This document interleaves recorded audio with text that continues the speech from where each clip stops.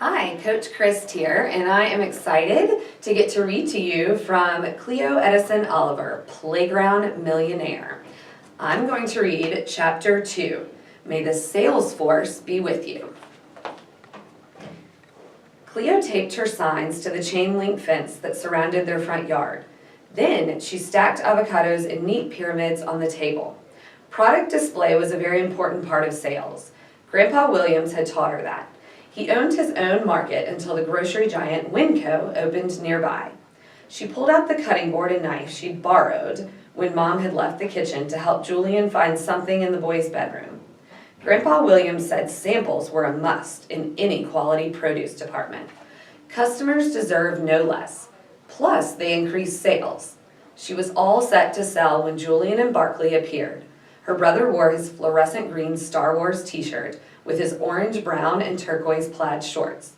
To top it off, he'd chosen his purple and gold Lakers knee socks, each blazoned with a picture of Basketball Hall of Famer Magic Johnson going to the hoop. The outfit was hideous, but noticeable. With these clothes and a sign, he'd get everyone's attention. "May the sales force be with you," she said, cracking up at her own joke and making Jay giggle. She just might have to trademark that. She sat her brother on the corner with the sign, "Save our dog, buy avocados," and told him to dance. Barkley lay at JJ's feet looking very sad and overweight. People walking by with their dogs, people out jogging, even a few people in cars stopped to ask how buying avocados could save their dog. And then they bought avocados. Sometimes one, sometimes 3 or 4. Miss Jean from next door tried to trade eggs from her backyard chickens, but Cleo held out for cash. She couldn't bank eggs, not to mention what would Horizon Home, the shelter for homeless moms and their kids that she gave her 10% to, do with a bit of egg? Fred and Pedro came by with their Jack Russell Terrier, Balmore. He and Barkley were good friends. They bought a whole dozen, saying they'd do anything to save Balmore if he were in danger of eating himself to death. Cleo was at the avocado trees, replenishing her stock, when JJ started dancing and flinging the sign around again. "Hi, Grandpa Williams," he yelled. "Want to buy something?" "What's your sister selling this time?" His friendly voice came from up the street. "Cleo's awesome avocados," Cleo shouted, rushing back to the table. "Best in all of Altadena Heights." The elderly man ambled down the sidewalk, leaning on his redwood walking stick with the dog's head handle. "Good morning, Grandpa Williams," Cleo called, waving and smiling. He wasn't their actual grandpa. They just called him that. She'd been at the Williams' house the day before getting her braids redone for the first day of school. Mom hired their granddaughter, Tasha, to do Cleo's hair and sometimes to babysit. Mom had learned a lot of things about African-American hair care, but doing tiny cornrow braids wasn't one of them. Her and Cleo's relationship couldn't handle tiny cornrow braids. "How are my grandkids this fine Labor Day morning?" Mr. Williams asked. "Great." Cleo picked up a bag of avocados and held it open for him to see. "Normally, I'd sell these for $4, but for you, I'll make it 3, since you're part of my loyal customers program." He peered into the bag. "Am I now? You've bought from all of my businesses." "Absolutely, although I still don't know how you convinced me I needed 7 pairs of rainbow striped toe socks. 1 for every day of the week. Or the dog leash decorative decals, since I don't own a dog. You can decorate other things with them. But I sure love my knitted coasters. Use them all the time." They were supposed to be Barbie rugs, but see, you found a perfect way to use those. He threw back his head and laughed. "You got it right there, little sister. I sure did." Cleo held up a slice of avocado. "Sample?" she grinned. His eyes gleamed. "My apprentice has learned well." He took a bite. "That's some fine fruit." He slipped his hand into his jacket pocket and pulled out 3 shiny dollar coins, the gold kind that Cleo loved. He gave 1 to Julian and 1 to Cleo. "This one is for Brother Joshua," he said, placing the last coin in her hand. She wanted to say that as president of the company, she made the financial decisions, but she couldn't talk back to Grandpa Williams. Plus, Jay had helped. He deserved to be paid. She'd make sure Josh earned his dollar as well. They said thank you, and then JJ zoomed off, shouting, "I'm going to show Mom and Dad. I got real gold." Grandpa Williams winked at her and gave Barkley's head a pat. "Thanks for the awesome avocados."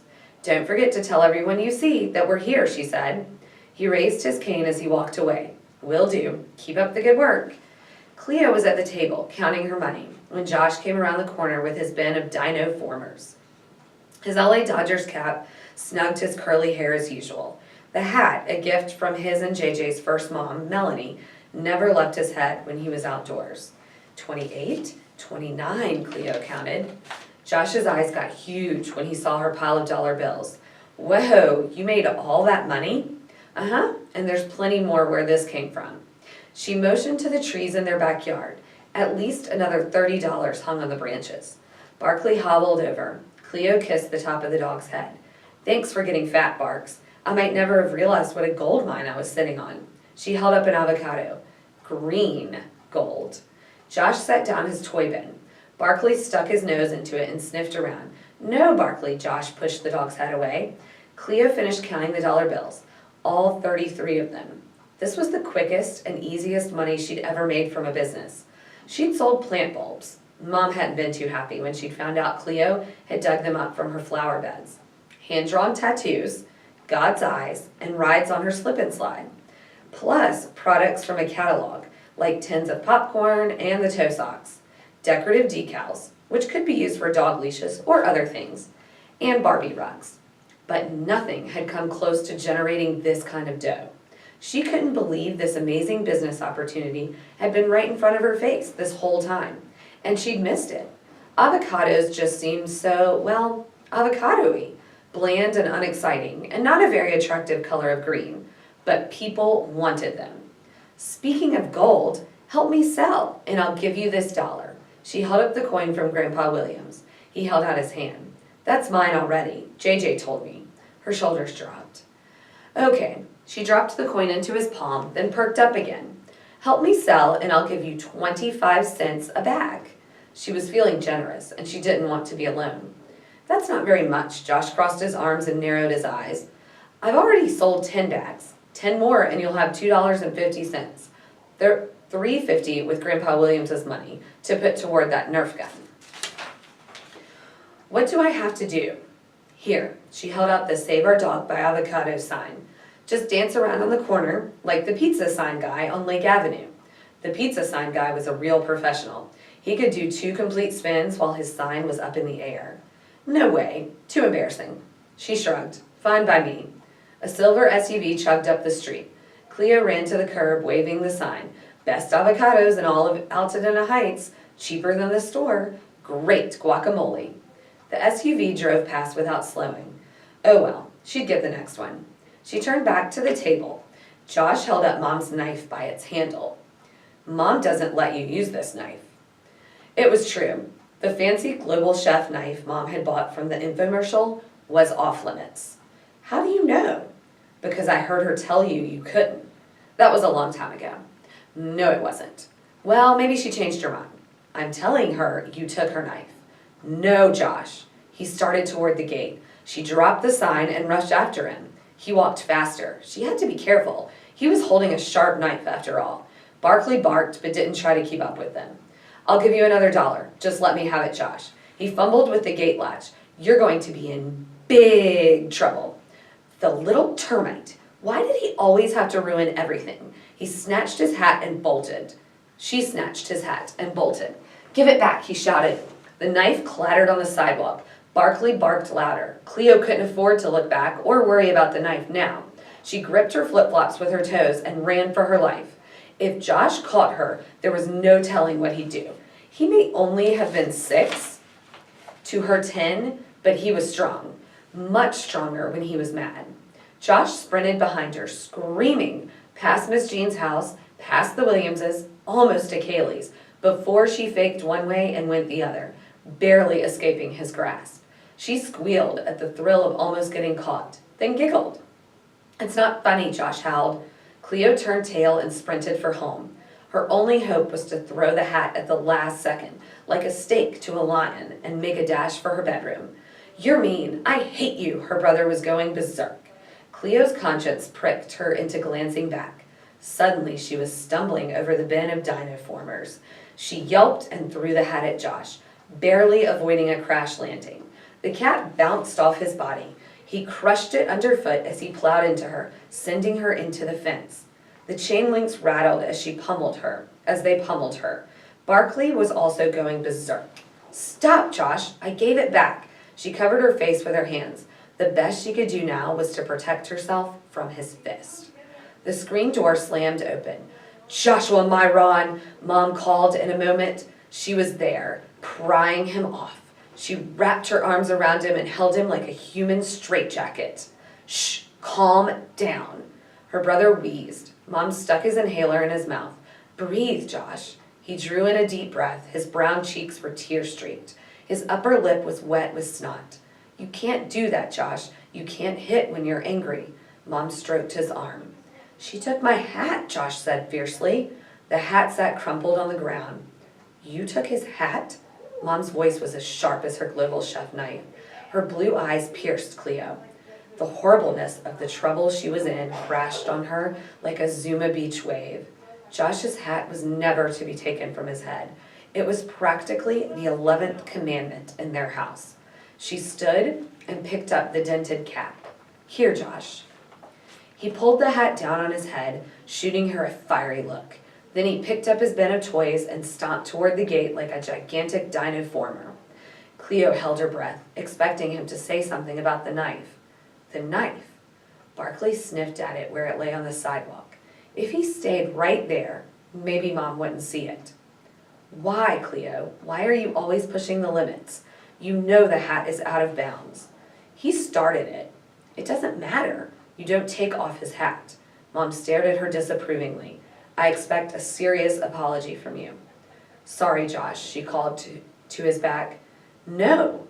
Mom's hands flew up in frustration. "A genuine apology after thinking about what you've done for an hour in your room."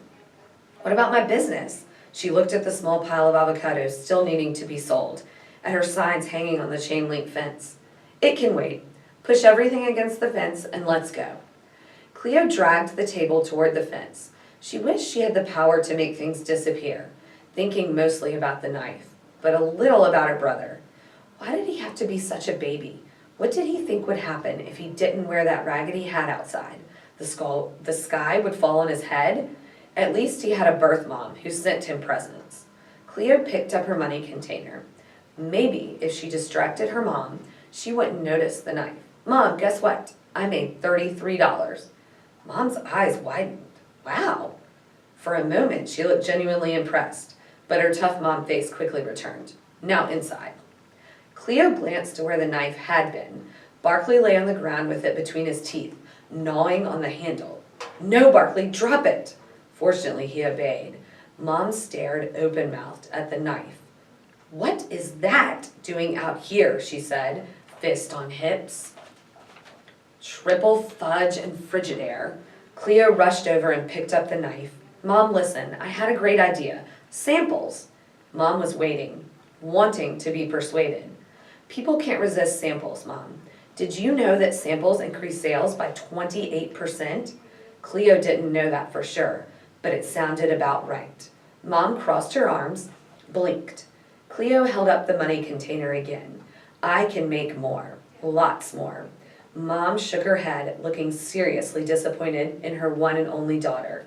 "Cleo, I don't really care about the money. I care that you took what wasn't yours without asking twice." Cleo's shoulders dropped. The container hung at her side. "I needed it to cut the avocados." "You're not allowed to cut with it. You know that. It's very sharp, Cleo, the sharpest one I have. It's also my best knife, not to be flung around outside or chewed on by a dog." She held out her hand. Cleo gave her the knife. "But I'm almost 11. I can handle it." "You don't decide that." "I was careful. I didn't hurt myself." "I'm glad, but that's not the point," Mom sighed. "I'm sorry, Cleo, but you pushed too far this time. Business is over. You're done for the day." Someone else will be along to read chapter 3. I can't wait to hear what happens.